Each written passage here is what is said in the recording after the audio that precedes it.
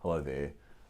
Not to sound impatient or ungrateful, this is this podcast or this video is my attempt to scale, to efficiently have a conversation that I've had a number of times now, again, in a way that I won't have to have it step by step, one by one. In future, the questions that I'm hoping to address now, I can hopefully address by sending on a link, because I hope that what I'm about to say has a little bit of value for you. So this is a quick chat, and it's a quick chat about what I'm up to in my practice. I've called it Coffee and a Case Note, one approach to branding and some suggestions for your practice. So I'm not saying any of this is right, not saying any of this is perfect. All I want to do today is to take you behind the curtain of what I'm up to and some of my reasoning behind it. And the reason I want to do that is because I'm often asked about it with a view to other people wanting to find their own approach. And if my approach can help them find their approach, whoop-de-doo, hooray. And hopefully I can do it a little bit more effectively by recording it the way we are now. So I sort of wanted to cover 5 broad issues in this chat. We're going to talk about lawyers and branding in quite a broad way. We're going to talk about my goals, what I'm up to, what I'm trying to do. I then want to work through a pretty detailed version of what I get up to, my day-to-day, week-to-week approach. Then I'm going to make a suggestion of what you might like to consider doing, and then I'm going to direct you to some resources, because I'm sometimes complimented on thinking of something original or creative. This whole project is neither of those things. It is my attempt to distill advice and ideas from other people smarter and better organised than me. So what do I want to do? I think I've already covered this. Basically, I want to work through my approach and my reasoning, and I want to allow you to either adopt it wholesale. You can do the whole thing if you want, fine. You can cherry pick little bits from it that you like or you think will fit neatly into your practice, or you can know your enemy and say, well, I don't like any of that, I'm going to avoid it all. Whatever you choose to do with it is up to you. Hopefully, whichever of those 3 options it might be, there's some value there for you. And because I gave this presentation in person earlier, there's a note about this being an open forum. Please ask questions. I suppose you're welcome to, but I'll have some trouble answering immediately, but feel free to message me if you'd like. So a bit of a reflection on lawyers and branding. What I say, and I hope you agree, is that our clients aren't moving online, they've moved. It's happened. Our professional lives, just like our social lives, are being lived online, at least to a vastly increased extent. And what I say is that if we are to remain relevant in our clients' business lives, we're going to have to do the same. So regardless of whether you like Instagram, regardless of whether you get TikTok, regardless of whether you listen to podcasts, I say your clients do, or at least some of them do. And if they are not there yet, then some of your competitors are there as well. So there may be some value in you making your way there. Now, this is an idea borrowed / stolen from an authority named Chris Hargraves. It's this very useful trifecta that a lawyer's goal, and I suppose any person's goal who's looking to bring value to people, is to become known. So it's pretty tough to send work to someone you don't know if you don't know they exist. It's to become liked, and liked is a very ephemeral thing. People either like you or they don't. But if you are authentic about who you are and your interaction, then the chances of you being liked increases, and then disliked by people who don't like that personality, that increases too. But the handy thing is you won't end up talking to them because they'll already know what you're like and they have a different personality that they enjoy more. So you won't even end up having to have that chat with someone you dislike if this mechanism works well, and someone they trust. So trust need not necessarily be in the interpersonal sense of hanging on to secrets and these sorts of things. More trust in the way that the person is trusted to execute the skill set, execute what is required of them professionally to a high level. Known, liked, trusted. Chris Hargraves, thank you.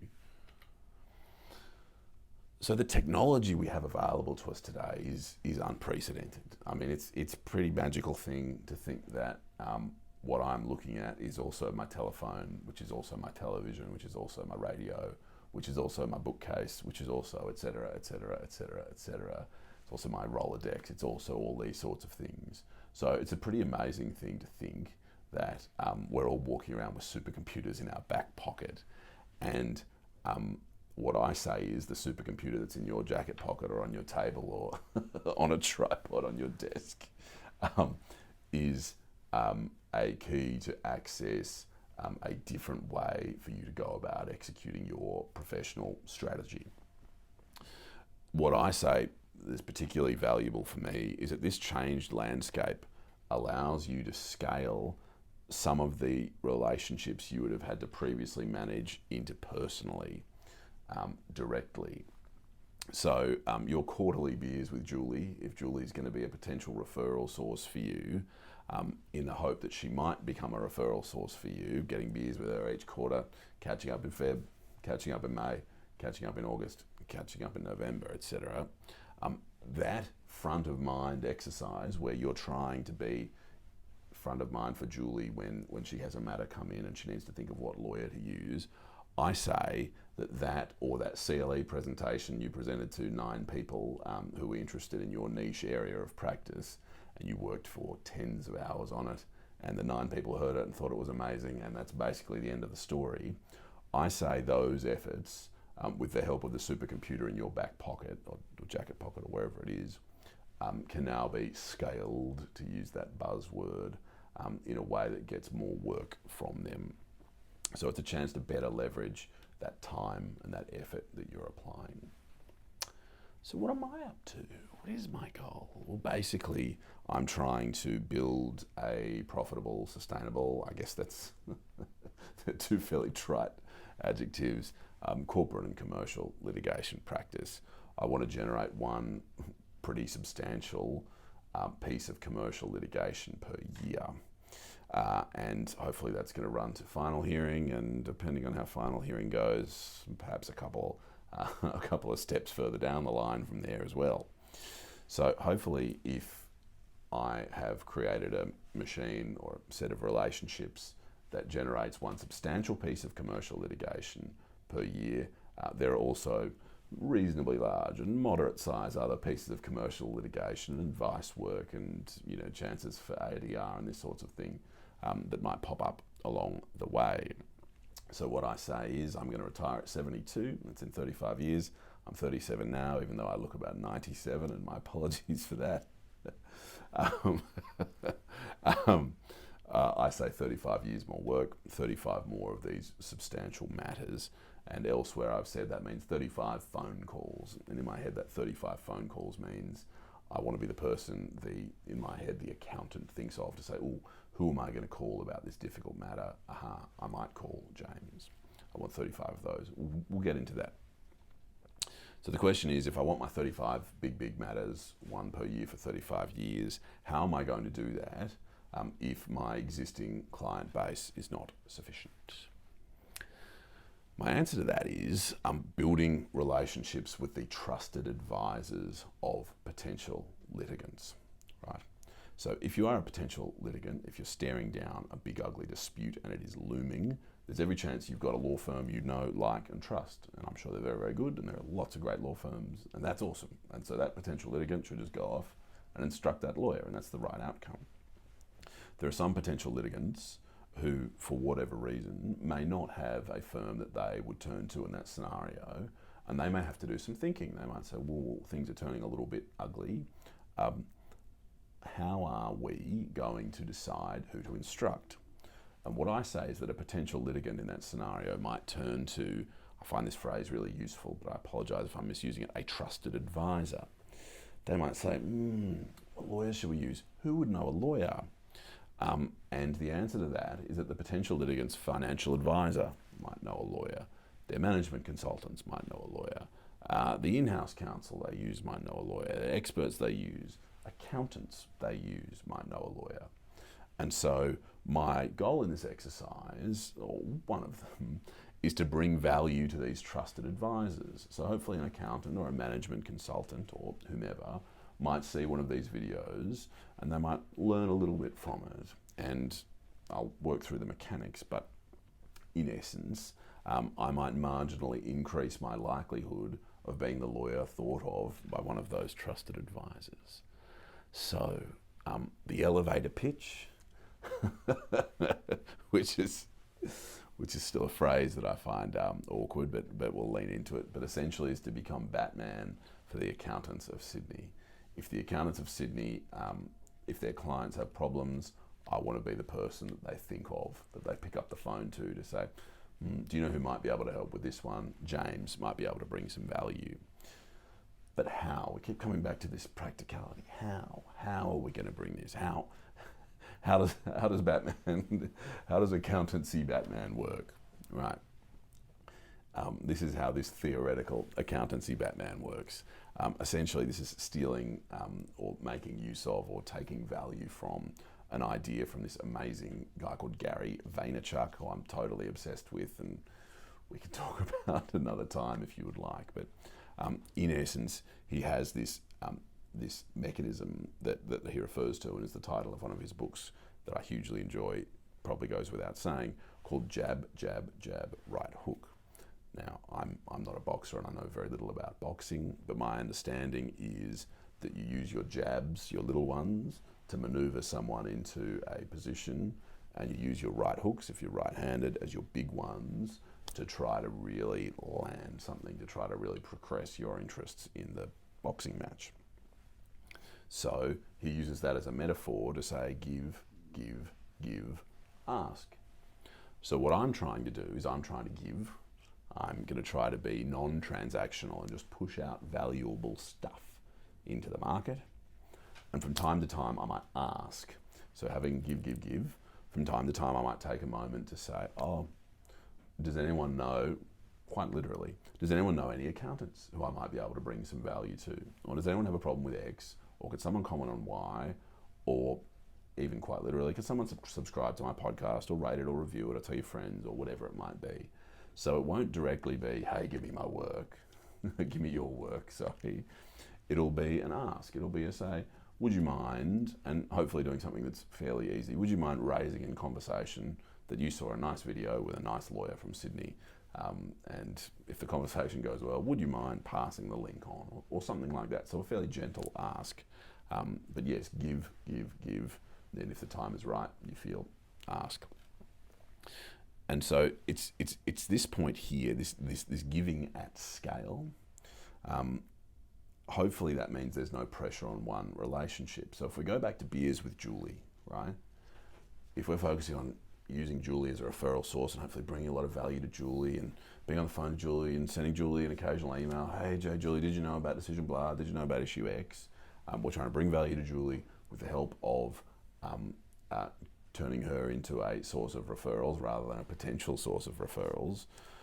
If we're doing that, we're probably doing that for Julie, we're probably doing that for Alison, and we're probably doing that for Jonathan. And so each of Julie, Alison, and Jonathan, we're sending emails to, and we're grabbing beers with Julie in January, who was it, Tina in February, and Jonathan in March. And then we're rolling around again. We're catching up with Julie for beers in April, and Tina for beers in May, and Jonathan for beers in June. And we find ourselves committing a lot of time and applying some enthusiasm to these particular relationships. And what I say about the approach I'm using is that I don't need to place heavy reliance on individual relationships. I'm able to be a little bit more hands-off and able to say, hi Julie, hope this helps. And it just floats out into the ether. And if it doesn't, hopefully there are more than 3 people to whom I am bringing value. So I don't need to really press hard on my 3 hopeful sources of potential referrals. I can be a little bit gentler just by going through the mechanism I'm about to show you, and hopefully reaching more than 3 people. Reaching more than 3 people is certainly the goal. So what actually is the approach? What are we actually doing here? How am I giving at scale? And how am I earning introductions to accountants? What are we actually tactically doing here? Well, I might just start with a bit of background. So like many, perhaps like you, I'd written case notes for law firm websites. The plaintiff was blah, the defendant was blah, the judge said blah, the outcome is blah. If you've got a problem with blah, please don't hesitate to contact us on 12345678. Fine, a case note, a review of a recent legal decision. What I started doing in sort of early mid 2018 was I used the professional networking website LinkedIn, and on that website I started writing case notes, and I wrote them in a tone that was approachable, I hope, and with content that was reasonably rigorous. So they're fairly short case notes, but I tried to be really legally precise, and I tried to make them readable as well. So it's this balance that I call approachable rigor, if it works. And so, look, after spending a bit of time on LinkedIn, I started to take value from videos that were being published by other people. And so this sort of got the idea planted in my head of, well, I should do case notes by way of video, and I should do them somewhere approachable, somewhere that's easy, somewhere that I'm sort of professionally familiar with when I'm speaking with potential referral sources, and that's a coffee shop. And so the idea of coffee, a nice, approachable, easy thing that hopefully will be pleasant and welcome for anyone watching the videos, and a case note, hopefully that rigor, that actual content. So hopefully we've got that combination of approachability and rigorousness, approachable rigor, reasonably well balanced. And anytime I'm talking about the background of this process, I need to shout out to Edgardo Sanchez. You're currently on a tripod at the moment. It cost about $3.50. And until I made that massive investment, poor old Ed, a wonderful man who I'm not sure has gone home yet, but wonderful man, he would be sitting there literally holding the phone, recording away, and he is a saint. So what am I actually doing? This is another of those ideas stolen or borrowed or taken or adopted or whatever from Gary Vaynerchuk, is I adopt a pillar. So a central idea. If you don't quite understand what that is yet, I hope it's going to make sense as we progress. So I take this central idea, this pillar, from which various other pieces of content can be derived. And if you're having a think about adopting this approach, I'd encourage you to adopt an external pillar rather than an internal pillar. And I'll come to what I mean when I say that shortly. But my pillars are recent Supreme Court of New South Wales or New South Wales Court of Appeal decisions that are in my sort of corporate commercial space. And so I'll adopt the decision of Smith & Smith 2019. I'll adopt that as a central pillar. And from that pillar, various pieces of content can be derived. And just to plant the seed for you, it is an external pillar because it is me taking a look at some recent decisions in my area. I'm being inspired, as it were, or I'm deriving my pillar from an external source. It just shows up in the search because it's Section 232 of the Corporations Act. If I want to talk about corporate oppression, bang. What's the most recent decision? Bang. That's my pillar. I'm not sitting here saying, oh, what are 6 tips for newly appointed directors when in the first 3 months? I'm not here having to manufacture a pillar out of nowhere. That makes sense. I'm here deriving one from somewhere else.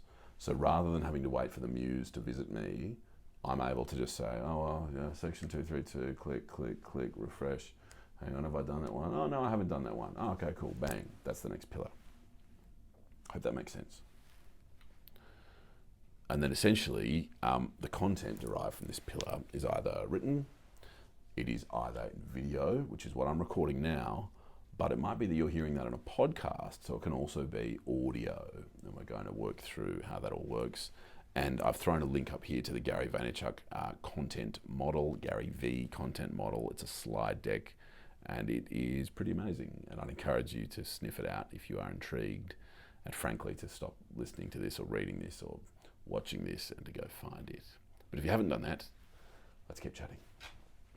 So, thinking about our pillar, one of the areas of execution for this pillar is LinkedIn. And LinkedIn's a professional networking website. and I enjoy the suggestion that it's Facebook, but for even older people. So if that makes sense to you, I found it fun. Essentially, it's for professional networking, so it should be sort of work-related stuff. And for a long time, many of us treated it as a place to park your CV, to go, there's my CV. Hopefully some recruiters read it and send me some jobs, and that's about the extent of it. But about 2 years ago or so, it started to become a bit more of a content model where you could be waiting for a coffee and flick through and go, oh yeah, that's a bit interesting, or no, that's a bit funny, or oh yeah, that's a bit valuable. And you'd start to see content, people publishing valuable things there. Now, what I say is that LinkedIn's relevant to me and relevant to you, at least at the time of recording this, because our clients, former clients, present clients, future clients are there, or at least some of them. I say colleagues, former, present, future, are there. It's free with paid elements if you choose to pursue those. And without wanting to run one's practice by paranoia, it's at least worth noting that your competitors are there as well. So it's worth bearing in mind. And LinkedIn, as I say here, has served as a primary launch point for my content model, or my adoption of the Gary Vaynerchuk content model, to give credit where it's due. So what do? So remember, we've got my pillar. This is my corporate and commercial decision. So I use that pillar to draft a written case note. So that's the original example of the mechanism that I referred to before. That's me writing 1,300 characters. Hey, there was a plaintiff. Yep, there was a defendant. Hey, they had an argument. This is what happened. Anyway, thanks. Great. That's one piece of writing. That's on LinkedIn. So we've got a pillar. We've got one piece of content. Second thing I do is I use that same pillar to record a video of the case note in a coffee shop. Let me just run through the logistics of that. I go to the coffee shop. That's that's a necessary prerequisite. I pay my money. I ask them if it's okay if I record over in that little bit over there. Set up the tripod. Set up the phone. Set up the microphone. This is called a Rode Smart Lav microphone, and it is on an extension cord. And the only reason I'm being oblique about that is because it took a long time to find a microphone that worked as well as the Rode Smart Lav. And I'm not being paid by Rode, although if they wanted to sling me, I don't know, a very, very substantial amount of money, they're welcome to, but they certainly don't need to, because I've found this easy to use, and you might find it easy to use as well.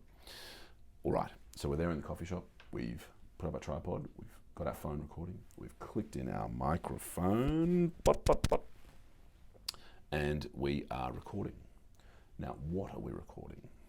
Remember, we're back to this pillar. We've got our decision. We've got our LinkedIn type notes from it.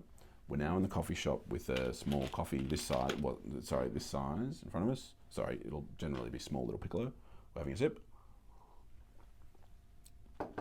And I'm recording the case note in the form of a video, and I'm trying to be approachable, and I'm trying to be rigorous. And I don't really rehearse. I don't want to spend a lot of time setting up, so I just come in, mic up, one take, bang, go. I don't do notes. I just come in and I go. So literally, the video file will have me starting with my head down like this, and then when I'm ready to go, I'll lean my head up, and then I'll go, hi there, I'm James Dappergy, blah, blah, blah. One time there was a plaintiff, one time there was a defendant, one time there was an argument, one time there was a judgment, and hope that helped, cheers, bye. Then I'm still recording, right? Then my head goes down. I don't stop recording. My head comes up again, and I record this 45-second preview, right? I go, hey guys, just recorded a case note. It was about this crazy plaintiff and crazy defendant and crazy judgment. Hope you like it. Bye. Then I go head down again. Then I go head up again. And I have another chat. I go, hey guys, how funny a podcast. Please go subscribe to mine. And then I go head down. And so I've then got a video file with that 5-minute chat about the case. Remember, and then I've got a little bit where my head's down. Then my head comes up again. I've got a little 45-second promo preview. Then my head's down and my head's up again. And then I've got a little 1-minute chit chat, right? So let's turn back to our pillar. Our pillar's given us one written thing on LinkedIn. It's given us one 5-minute video. It's given us one 45-second video. It's given us 1 minute, minute and a half, 2 minute, whatever, chit-chatty video. Yeah? So each of those goes up on LinkedIn. That's 4 pieces of content, hopefully each of which are bringing value to my accountants who I love so much, or to your people who you're trying to speak to. 4 bits. Okay.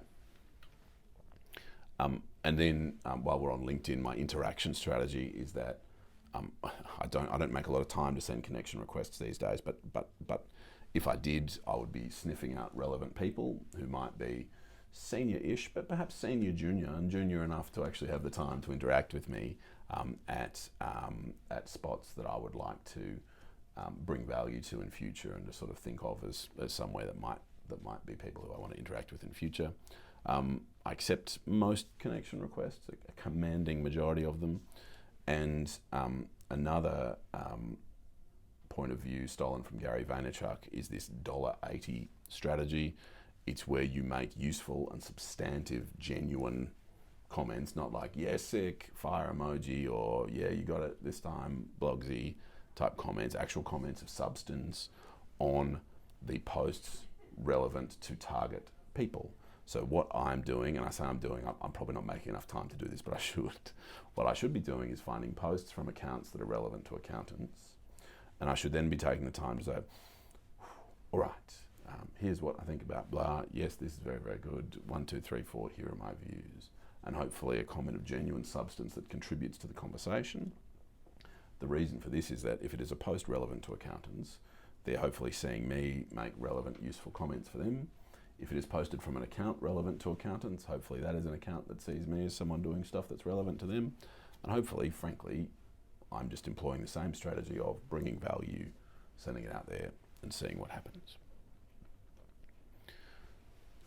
YouTube. So back to our pillar. This is a strategy that I try to engage in each week, right? One pillar, one decision per week. What have we got? We've got our written LinkedIn. We've got our 5-minute LinkedIn. We've got our 45-second preview LinkedIn. We've got our 1.5-minute chit chat LinkedIn. We've now got the 5-minute on YouTube. That's 5 pieces of content. And I use that as a fairly useful backlog, because sometimes people say nice things. They say, oh, James, I enjoy your videos. And my reply is, thanks. It's really nice to hear. Thanks. If you found that one helpful, tell you what, here's a link to the YouTube channel where there are about 45 other ones, or I'm not sure what we're up to now. But essentially it becomes a back catalogue. That's YouTube. Podcast is an interesting one, and again, this is an idea stolen, taken, adopted from, with love to Gary Vaynerchuk. It's this disarming idea.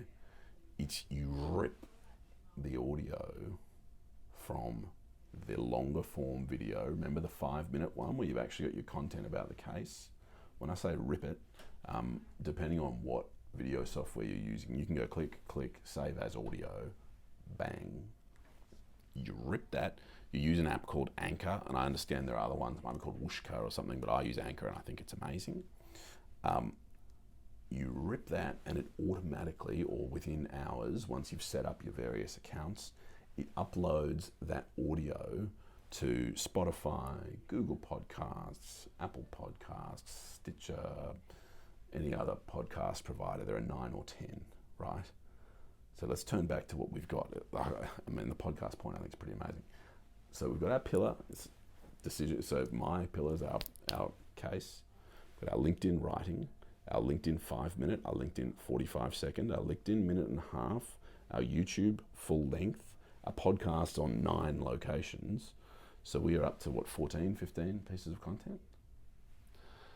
And just while we're on podcasts, if you're someone who gives CLEs, I would encourage, and please give your CLE provider notice to say, look, would you be able to give me the audio of the CLE, or would you forgive me recording it as a voice memo? Frankly, I'm just recording it as a voice memo, and you take that voice memo and you upload it, and it's a 55-minute podcast that is just you flexing, showing your expertise in your area. I think that's a good idea too. Blogging, yes. So if I was better organised, I would be taking this written LinkedIn content and making it marginally less chatty and having it hosted as a blog as well, because that would then give me just another piece for my content to be at. And you could include a link to the YouTube video and include a link to the podcast, and it could sort of become a bit of a self self-replicating, not quite the snake eating itself, hopefully, but a bit of a community creating sort of exercise. It's not something I do, but it's something you might like to consider. Instagram. So I take the 5-minute case note and convert it into this IGTV format, which requires me to take it from the square with the words underneath and to lengthen it out into, I think it's 1920 by 1080, and then uploading that to IGTV. And then otherwise I'm taking photographs of coffees or photographs of sort of light-hearted, professional adjacent situations. So hopefully if you pop onto my Instagram, it doesn't just feel like a copy-paste of me just dumping YouTube content there or dumping Facebook content there. Hopefully it feels like an Instagram account, and you can go there and you can say, oh yeah, this is James' case notes down in one column. I've started to really enjoy having one column of the substantive case notes, the 5-minute chats, one column of photos of a coffee I've had that week, hey, this is a coffee, and one column of whatever silly joke photograph I want to take. So hopefully it's sort of a reflection of the legal rigor, chit-chat case note, the fact that we're here for coffees, and the fact that I also have a personality like everyone, like you, and there's a bit of an expression there. So hopefully I'm able to bring some value with Instagram. And frankly, it's a fun place. And I also use Instagram stories, which are quite disposable, to be even lighter hearted about, being irritated with the editing process, or just filming the Apple Wheel of Doom as I'm trying to edit the whatever video I've recorded late at night. So trying to bring some value there as well. Facebook, I upload the videos there and try to respond to comments. Without an advertising spend, the reach of Facebook is fairly poor. So I tend to just drop there and go, hey, there we go, it's up on Facebook as well. I've ticked that box. I'm not devoting a lot of time and effort to Facebook. But that said, my understanding of the Facebook advertising engine interface is that it's really finely calibratable, so that if I were to spend, not much, spend a $50 spend, $100 spend, or some moderately small amount, I would be able to say, accountants aged 26 through 38, Sydney metropolitan area, and woof, the latest video would be promoted to them. I understand that's possible. I've been told boosting posts is not particularly valuable. This is all me reporting things that I have no knowledge about, because I haven't really dived into Facebook too deeply. But if you think about what we're doing, remember we're back to our pillar. In 1 week, we've got 1 written on LinkedIn, 3 vids on LinkedIn, 1 vid on YouTube, 10 podcasts. Instagram, we've got 3 bits of content for the wall. We've got as many Instagram stories as we want to put up. We're on Facebook putting up each of those 3 videos. So we're well past 20 pieces of content for the week. And then Twitter, I'll occasionally upload the short preview videos, but frankly with Twitter at the moment, it's more of a conversational platform, and it's not really conducive to going in, dropping. You guys know those Twitter accounts where you're like, I wonder what this person thinks, and you go, and it's just a list of links to articles, and you go, well, what am I doing here? Basically, that's all my Twitter account looks like, with an occasional joke thrown in. I think if you were to devote time and effort to Twitter, it would be about leaping into conversations and hoping to contribute to recent developments in the law or recent developments in the news and your views on them. I'm just not sophisticated enough and haven't allocated my time in the right way to really bring value on Twitter. So what are the results? We won't spend too long on this because it's actually pivoted to be a bit more substantial since I wrote this, but in short, it's this maintenance point that I really want to come to. And in fact, some of these have really fallen away, but the maintenance point I really want to linger on. So remember how we spoke about our problem of how do we maintain a number of relationships? How do we make sure we're in the mix for a number of different referrals? Well, the way that I might have done that before engaging in this project would be beers and coffees and lunches and beers and coffees and lunches, and you might be a golf day person or whatever it might be. And those things are good fun. Although they can be. I imagine golf days are pretty boring, but that's a matter for you.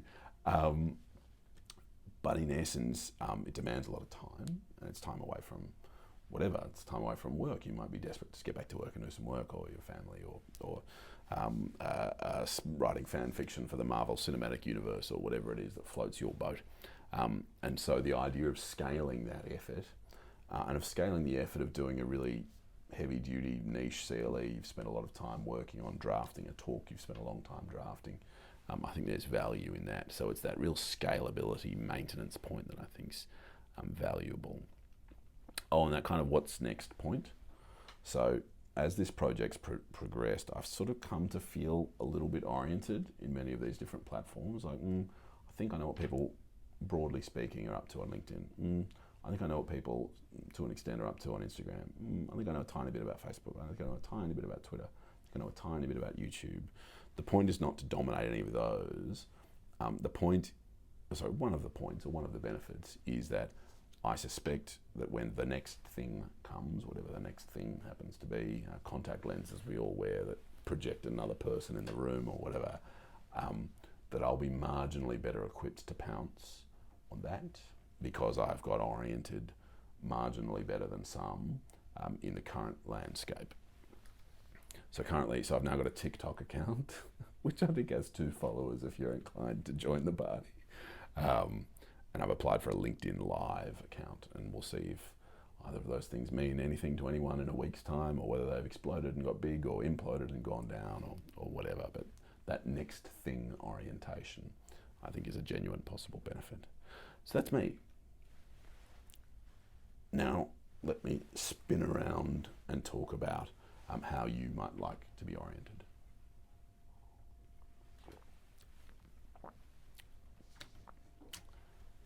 If you accept the thesis of this chat that clients aren't moving online, they've moved, then I suspect you accept that using the internet in building your practice demands your attention. I hope we've made good enough friends that you and I agree about that. I suspect that immediately adopting my approach of every week getting a pillar, doing a LinkedIn, doing a YouTube, doing a Twitter, doing an Instagram, doing a burner, doing a this, that's a bit intimidating, and it's taken me 9 or 10 months to build this machine into its current form. So what do I suggest that you do? I propose you do 2 things. Thing 1, choose a pillar. And if you want to steal mine, steal mine. If you want to steal a similar one, yours, you might be a family lawyer and you might say, hey, a lot of family decisions coming down that are of value, I want to do them. You might have views about how to correct a golf swing. You might have views about how to land 3-pointers. You might have views about how creative writing is changing for the worse. You might have views about alternative dispute resolution, whatever it is. Take that. So that's your one sort of pillar, and then choose one place to publish. So if you feel like, yeah, Instagram, I'm on there personally and I enjoy it, so I'm just going to start adding my thoughts on ADR. I'm going to do that. I'm on my pillar. My pillar is thinking about ADR, and I'm going to talk about that from time to time. And I say, do it, because in my submission, a machine that is moving, even if it's not a 100% perfect machine, is more valuable than the machine that has not started yet. So if you've actually got a strategy that kind of has a little bit of thought behind it and a little bit of momentum to it, what I suggest to you is that there's a little more value in that than rubbing your chin and saying, oh, is Instagram really the place? Maybe this, maybe, oh, yes, no, yes, yes, no, no, yes. That's my suggestion. I'll leave it with you. So your place might be, a blog. Or your place might be a podcast. Or your place might be a beautiful image on the gram of a sunset and like, hey, isn't ADR the craziest? Whatever it is. So choosing a pillar and one place. And the next step is just do it.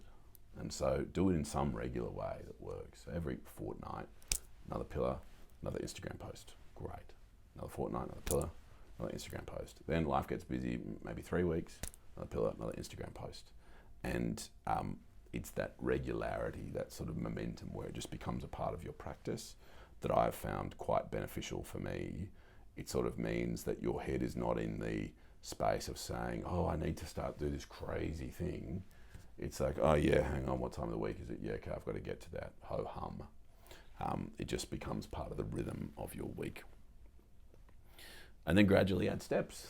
So there we are, your beautiful photo of a sunset your Instagram post, well, you've done the hard work of taking the photo.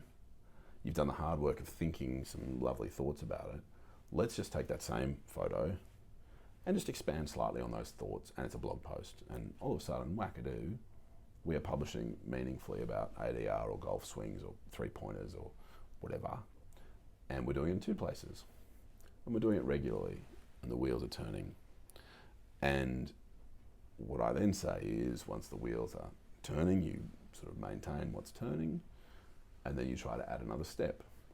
And so my view is, if we come back to the legal sphere, that you are rarely as on top of a case or on top of your thoughts on ADR or on top of your 6 tips that all trustees must blah, blah, blah, whatever it is, you are rarely as on top of the content as when you click send, publish, and get your blog up there.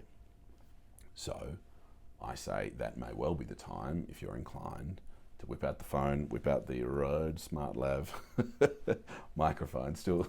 I'm still waiting on that sponsorship. Plug it in, set it up, and have a chat, because it's fresh in your head. You've thought it through a number of times, you've refined it a lot, and you're ready to go. And then if you do that, why not just bend your head down and say, hey guys, did something a bit crazy and published a video. I'm going to put it up here tomorrow, so hope you enjoy it.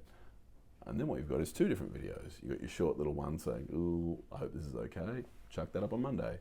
Cool. You've got your big long one that is your actual content. Chuck that up on Wednesday.